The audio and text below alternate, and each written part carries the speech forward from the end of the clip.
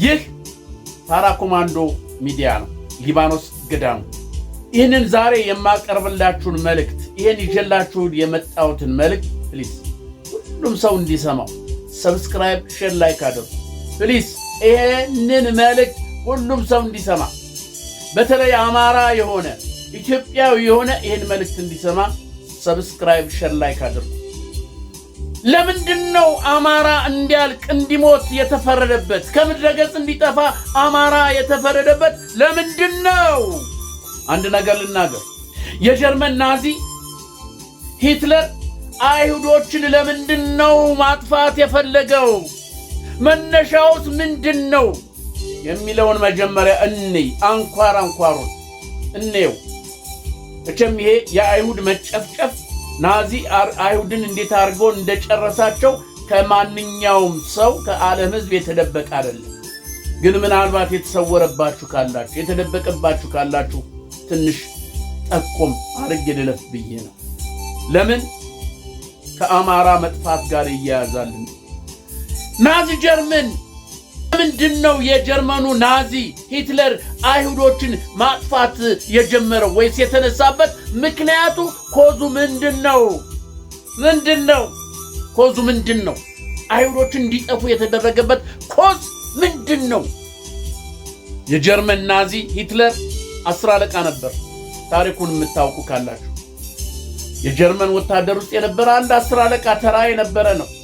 ግን እድል ቀናውና የነበረውን መንግስት ገርስቶ ሲወድቅ እሱ ስልጣን ላይ ወጣ። ብዙ ነው ታሪኩ። ስልጣን ላይ ከወጣ በኋላ 4 ዓመት ምናምን ያህል ከገዛ በኋላ እያደረገው ያለው ነገር ጥሩ ስለሆነ ትዕቢት ተሰማው። ከ4 ዓመት በኋላ ያለውን የሰራውን ነገር ሲመለከት የተለየ በጀርመን ውስጥ ለውጥ አደረገ። ብዙ ለውጥ አደረገ። ይሄን ሲመለከት በህዝብ ዘንድ ተቀባይነት ሲኖረው ምን አደረገ? በአካባቢው ያሉትን የኢሮፕ ሀገሮችን እነ እንግሊዝን፣ እነ ፈረንሳይን፣ እነ ራሽያን ማስገበር ፈለገ፣ መዋጋት ፈለገ። ስለዚህ ለዚህ ደግሞ ምን ያስፈልገዋል? ገንዘብ ያስፈልገዋል። ገንዘብ ደግሞ የሚያገኘው ከየት ነው? ከአይሁዳውያኖች ሀብታሞች። አይሁዳውያኖች ሀብታሞች ናቸው። እግዚአብሔር በሰጣቸው ተፈጥሮ ተጠቅመው ገንዘብን እንዴት አድርገው ማግኘት እንደሚችሉ እንዴት አድርገው ሰክሰስፉል እንደሚሆን ስለሚያውቁበት ሀብታሞች ባለጸጎች አይሁዳውያን ናቸው። በጀርመን አይሁዳውያን ናቸው። ስለዚህ ጀርመን ናዚ ሂትለር እነዚህን አይሁዳውያን ሀብታም የተባሉትን ሰበሰባቸው፣ ጠራቸው በትልቅ አዳራሽ። በሚያምረው አዳራሽ ውስጥ ምግብ አዘጋጅቶ፣ መጠጥ አዘጋጅቶ፣ ሙዚቀኞችን አዘጋጅቶ እነሱን የሚኮረኩር ስለ ሀገር ስለምን ስለ ታላቅነት የሚቀነቀነውን አቀንቃኛ ዘፋኝ አዘጋጅቶ ግብዣ አደረገና ከበሉ ከጠጡ በኋላ ንግግር አለ። እኛ እንደዚህ ነን ደሰኮረ ምን አለና አሁን ገንዘብ ያስፈልገናል። እናንተ እያንዳንዳችሁ ይሄን ያህል ብር አምጡ። እያንዳንዱ ሀብታም በጀርመን ያለ ሀብታም ይሄን ያህል ብር ለኔ ያስፈልገኛልና እንድታመጡ። እዛ በኋላ ይሄ ነገር ምንድነው አሉ።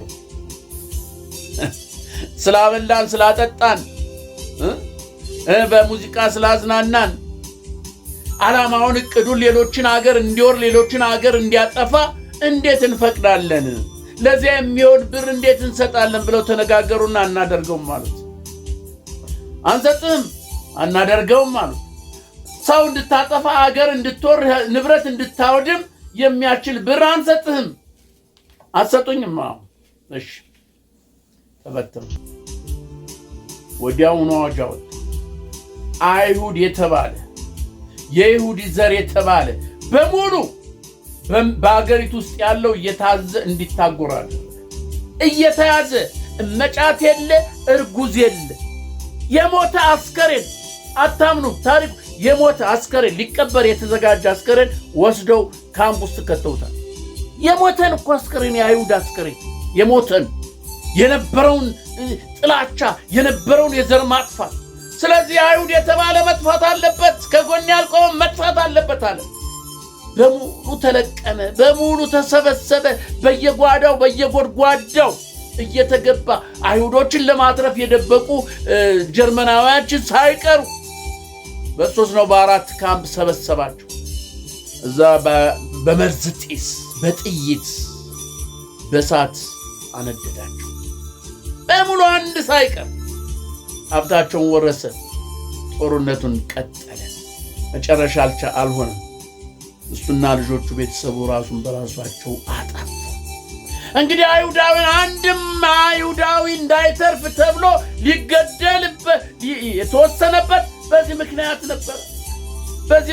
ነበር። በገንዘባቸው በንብረታቸው የተነሳ አንዱ ስለተባሉ አንሰጥም፣ ለዚህ እኩይ ለሆነ ዓላማ አንሰጥም ስላሉ አይሁዶች ተፈርዶባቸው ስንት ሚሊዮን ከ6 ሚሊዮን አይሁዳውያን ተጨፈጨፉ።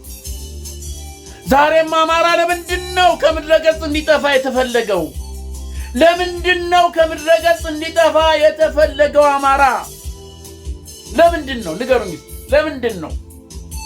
ኢትዮጵያዊ ስላለ፣ በተፈጥሮ ጀግና ስለሆነ፣ በተፈጥሮ አስተዋይ ስለሆነ፣ በተፈጥሮ የመምራት ብቃት ስላለው፣ አገሬን ለጠላት አሳልፈም አልሰጥም ስላለ፣ ሃይማኖቴን አሳልፌ አልሰጥም ስላለ፣ እናትና አባቶቼ የሰጡኝን ዳር ድንበሬን አስከብሬ በሰላም ወጥቼ ገባለሁ ስላለ፣ አሁን ለዚህ እንዳይማር ተፈረደበት። አንድ ነገር ልንገራችሁ። አሁን እኮ መስሏችሁ ነው እንዴ አማራን ለማጥፋት የተጀመረ? አሁን መስሏችሁ ነው? ጣሊያን ከወጣ ጀምሮ አማራን ለማጥፋት ያልተደረገ ሴራ፣ ያልተሸረበ ነገር፣ ያልተወጣ ተራራ፣ ያልተወረደ ዳገት የለም። ጣሊያን ተሸንፎ ከወጣ ጀምሮ የዓለም ሕዝብ እንዲጥርሱን የነከሰባት ኢትዮጵያ፣ በዛውም ደግሞ አማራ። አንድ ነገር ልንገራችሁ። በጣሊያን ጊዜ አያቴ፣ ቅድመ አያቴ፣ የኔ ቅድመ አያቴ ሳይሆን አያቴ ከበደ ተገኘ የአየሩ ጋንን ሲቀርቡት በሽጉጥ ሲርቅ በለበን የተባለ የጎጃሙ ተወላጅ አይባርባታ አይባር ጊዮርጊስ የነመ መርጫ ተገኘ ወንድም ጀግናው ጣሊያንን መውጫ መግቢያ ሳትጦ በምድረ ጎጃም እንደ ልቡ እንዳይሄድ ያደረገ ጀግና። ታሪክ አንብቡ። በላይ ዘለቀ ራሱ የአባቱን ገዳዮች ገሎ ወደ ከበደ ተገኘ ሄዶ ነው የገባ አባይ ውስጥ። ወደሱ ነው የሄደው። ከወንድሙ ጋር ወደሱ ነው የሄዱት። ያን ጀግና ግን ጣሊያኖች በዚህም ቢሉ በዛም ቢሉ አጡ። ሊያገኙት አልቻለም። መፈናፈኛ ሳጣቸው። ስለዚህ ምን አደረጉ ጣሊያኖች? በህዝብ ዘንድ ተሰሚነት ያላቸው የሃይማኖት አባቶች ጥቁር ካባ የለበሱትን መለመለ።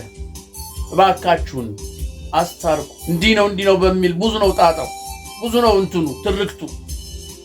እነዛም መጥተው ጎጃም ሞጣ ጊዮርጊስ 7 ዋርካ ያለበት አደባባይ ጊዮርጊስ ፊት ለፊት ገበያው ላይ ህዝብ ተሰብስቦ ታቦት ተሸክመው ቄስ መለኩሴ ይዘው እግዚኦ አሉ። እባክን ህዝብም እያለቀ ነው። እንደ ልቡ እየወጣ እየገባ እያረሰ እየዘራ አይደለም። ስለዚህ ለነዚህ ሰዎች እጅን ስጥና ከነዚህ ሰዎች ጋር እርቅ አድርግና ጎጃም ሰላም ይሁን፣ ሸዋ ሰላም ይሁን፣ አማራ ሰላም ይሁን። አላደርገውም። አገሬን ወረው መተው እንደገና ከነሱ ጋር እርቅ ልያዝ አላደርገውም። እነሱን ሳላጠፋ እርቅ የሚባል ነገር የለም። ከዚህ ምድር የሚወጡ ከሆነ ነው። ከምድራችን ወጥተው የሚሄዱ ከሆነ ከዚህ ውጭ ከሆነ ግን በእነሱ ስሩኜ አልሰራም ነው አይደለም ማለት እነዚህ የታመኑ አባቶች እኛ እኮ አሉት ሲያታድሉ። እኛ እኮ ወደ ጣሊያን የገባነው ወደ ጣሊያን ያደርን የምንለው የጣሊያንን ምስጢር የጣሊያንን አካሄድ እያየን ለመታገል ነው፣ ለማጥፋት ነው እንጂ አገራችንን ሽጠን አይደለም በማለት በብዙ ነገር ከሽማግሌዎች ከመልክሶች ከትልቅ ሰዎች ጋር ከመከሩ ከዘከሩ በኋላ እሱም ገብቶ ከነሱ ጋር አሜን ብሎ ተቀብሎ ከዛ በኋላ ጎጃም ላይ እየሰራ የነሱን ታሪክ የነሱን ነገር እንዲያጠፋ በሚል ስሌት እሺ ብሎ በቄስ በመለኩሴ ተገዝቶ ይዘውት ሄዱ። እሱንና ሌሎች 2 ጀግኖች አርበኞች። ልብ ብላችሁ ስሙኝ። የዛን ጊዜ ሲሄድ ለነበላይ ዘለቀ ምንድነው ያለው? አደራ የኢትዮጵያን ነገር አደራ፣ የአማራን ነገር አደራ። በሰላም ከተመለስኩ ተመለስኩ፣ ካልተመለስኩ ግን አደራ የአማራ ደም የኢትዮጵያ ደም በከንቱ ፈሶ እንዳይቀር። ለጣሊያኖች ሆኑባቸው ቃል አስገብቶ ሄደ። ጣሊያኖች እነ ከበደ ተገኘን ሲያገኝ ደስ አላቸው፣ ፌሽታ አደረጉ፣ ሻምፓኝ ከፈቱ፣ ድላሉ፣ አስገቧቸው። ወዲያውኑ እነዛን ካህናት ሆዳም ባንዳ የነበሩ በህዝብ ፊት ተሰሚነት የነበራቸው ቃል ኪዳን ገብተው የወሰዷቸውን በጎን ወስደው ነው የገደሏቸው። ጣሊያኖች በጎን ማንም ሳይወስደው ገደሏቸው። ከዛ ለህዝቡ ምን አሉ? እነዚህን ሲያሸብሩ የነበሩ በተለይ በሞጣ አካባቢ ጎጃም ሲያስጨንቁ የነበሩ ዋናዎች እነዚህን በጦርነት ይዘናቸዋል ብለው በአደባባይ በሶስተኛው ቀን ደብረ ማርቆስ ላይ ሰቀሏቸው። በራሳቸው ወገን በሚያምኗቸው አባት በሚሏቸው ሰቀሏቸው። ያደም ከንቱ ፈሱ አይቀርም። ዛሬም የአማራ ሆዳም፣ የአማራ ምሁር ነኝ የሚል ሆዳም፣ የአማራ የተማርኩ ነኝ የሚል ሆዳም፣ የአማራ ሃይማኖተኛ ነኝ የሚል ሆዳም ጥቁር ኮባ አርቆ ጥቁር ካባ አርጎ አማራን እያስገደለ እያስጨረሰ ነው ያለ፣ እርስ በርስ እያስጨረሰ ነው ያለ። አማራ ለትግል ወጥቶ አንድ እንዳይሆን እርስ በርስ እያባላው ነው ያለ። ወገኖቼ ልብ በሉ። አማራ ከምድረ ገጽ እንዲጠፋ ተፈርዶበታል። ወልቃይት ለ40 ዓመት ሙሉ ወያኔ የተባለ ለ40 ዓመት ሙሉ አባቶችን፣ እናቶችን፣ ታሪክ አዋቂዎችን፣ ጀግናዎችን በተለያየ መልክ ከነነፍሳቸው ከነህይወታቸው ገደል እየከተተ እያቃጠለ ጨፈጨፋቸው፣ ጨረሳቸው። ከዛም ወያኔ ስልጣን ከያዘ በኋላ እንዳያዘ በደኖ ላይ ሐረር የተደረገውን ሁሉም ሰው ያውቃል። እርጉዞች ከነርግዝና፣ ልመጫቶች ከነልጆቻቸው እንቁፍቱ የተባለ ገደል ውስጥ በደኖ ውስጥ በዛ አካባቢ ያለቀውን የሐረር ነበርኩ አውቃለሁ። እነ ታምራት ላይ ነኝ። ባንዳዎች ያደረጉትን የኢትዮጵያ ህዝብ አይረሳም፣ የአማራ ህዝብ አይረሳም። ስለዚህ ከዛን ጊዜ ጀምሮ የአማራ ህዝብ እንዲማር አይፈለግ፣ እንዲባዛ አይፈለግ። ትዝ ይላችኋል ዶክተር አድሃኖም የጤና ሚኒስቴር በነበረበት ጊዜ የምን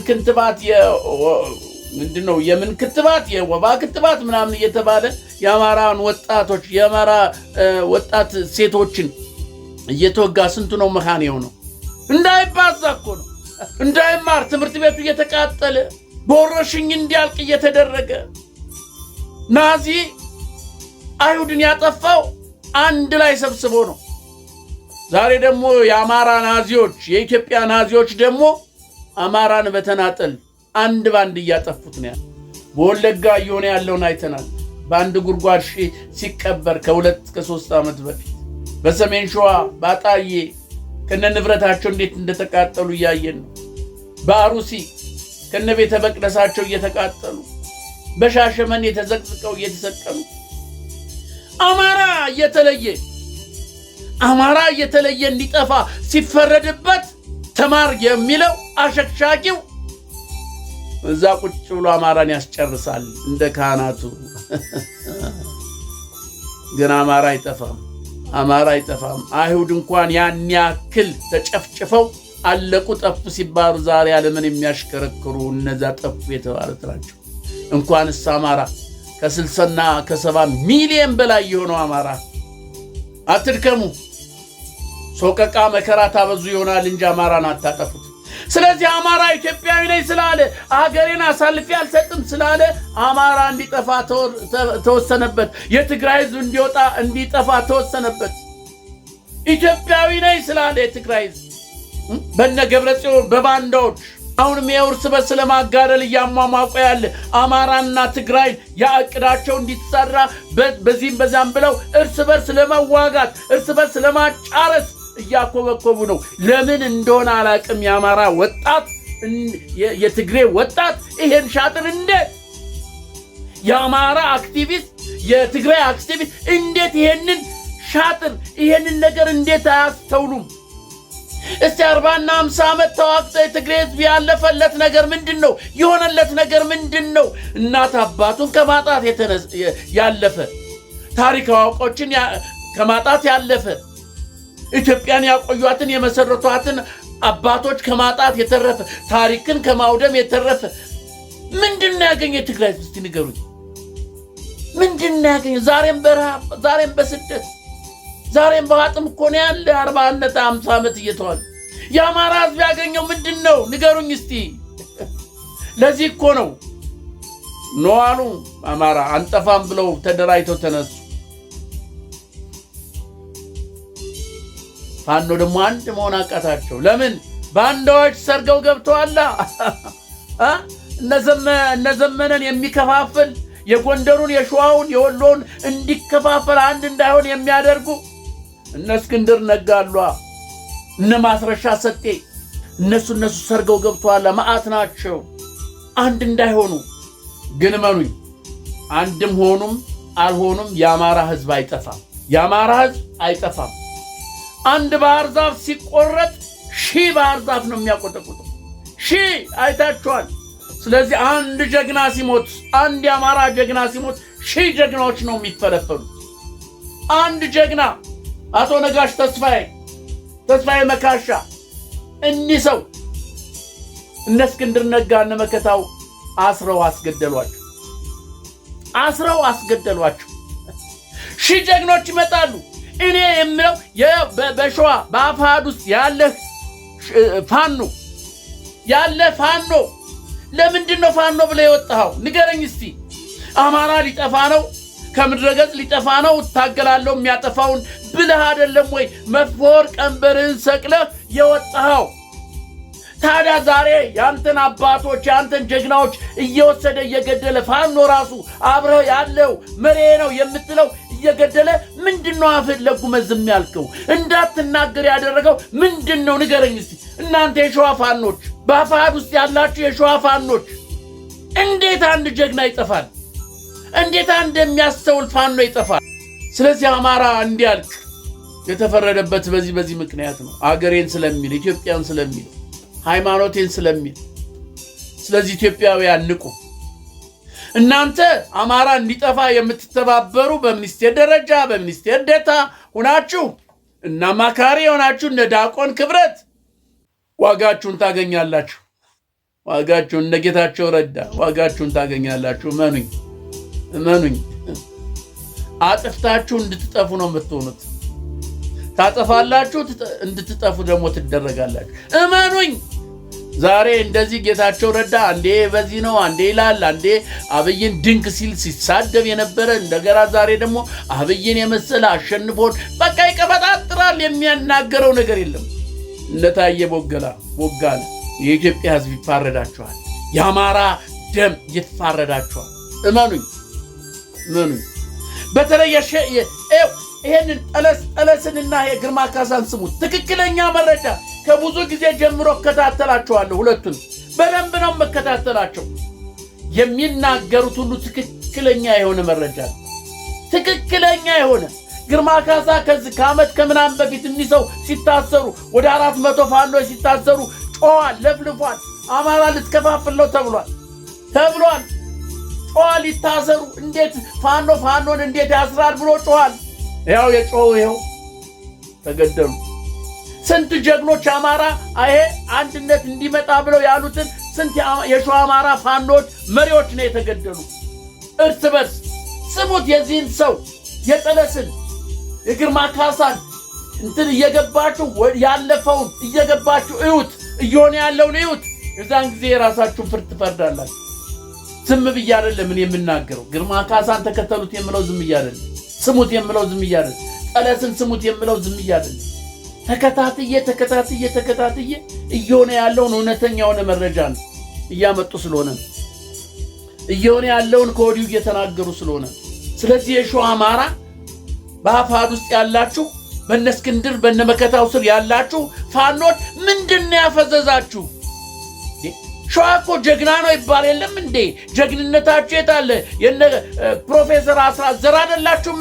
ቤትህን፣ ንብረትህን፣ ልጆችን እርግፍ አድርገህ ሄደህ ለአማራ አንድነት አንዴ የምትዋጋው ታዲያ አማራ አንድ እንዳይሆን እንደዚህ እርስ በርስ አንድ እንዲሆኑ የሚያደርጉትን እየወሰዱ እየገደሉ ዝም ብለህ የምታየው ለምንድን ነው?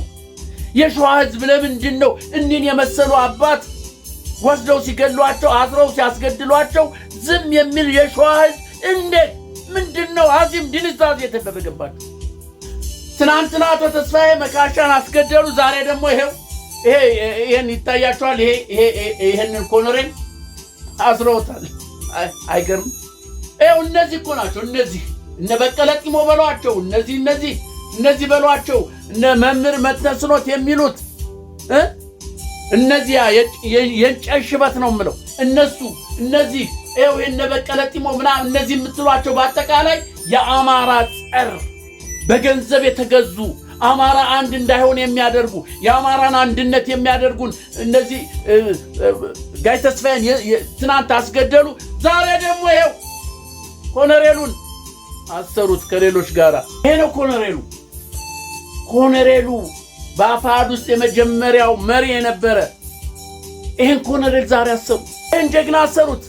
ይሄን ጀግናና ሌሎችን አሰሯቸው። ተመልከቱ። እነዛ ሰዎች እነ መከታው እነ እስክንድር ነጋ ጋይ ተስፋዬ ሲሞቱ እነዚህን አስተባብሮ ከህዝቡ ጋር እኛን ያጠፋናል ከወዲሁ ሳይቀድመን ንቅደመው ብለው ወስደው አሰሩት። አየህ አማራ እያየህ አይደል እንዴት እርስ በርስ እየተባላህ እንዳለ፣ እርስ በርስ እንዴት አድርጎ እያባላህ እንዳለ አገዛዙን አየህ አይደል? መቼ ነው የምትነቁት? እኔ እኮ መቼ ነው? በየተራ እያለክ ነው፣ በየተራ እየጠፋ ነው፣ ሁሌም በየተራ እስከምታልቅ ነው። በተለይ የሸዋ ፋኖች የሸዋ ህዝብ ለወገኑ ሟች ለህዝቡ ሟች የተባለው እነ ፕሮፌሰር አስራት እኮ አማራ አንገቱ አንድ ነው ብለው የተሟገቱ የተናገሩ በሻጥር የተገደሉ የሳቸውን ደግሞ ጓደኛ አማራን አንድ ለማድረግ ከላይ ከታች የሚሉትን እኒን ትልቅ ሰው እኒን የተከበሩ ሰው የሸዋ አድባር የሆኑትን አስገድለው ዛሬ ደግሞ ሌላውን አስከተለ እና ምን እስከሚሆን ነው የምትጠብቅ? ከ400 እስከ 600 የታሰሩ አሉ። እንደዚህ አይነት ያሉትን እነዚህን አሁን ጨርሳ ደግሞ ነገ ከነገ ወዲያ አንተን እየለቀም ያስገባል።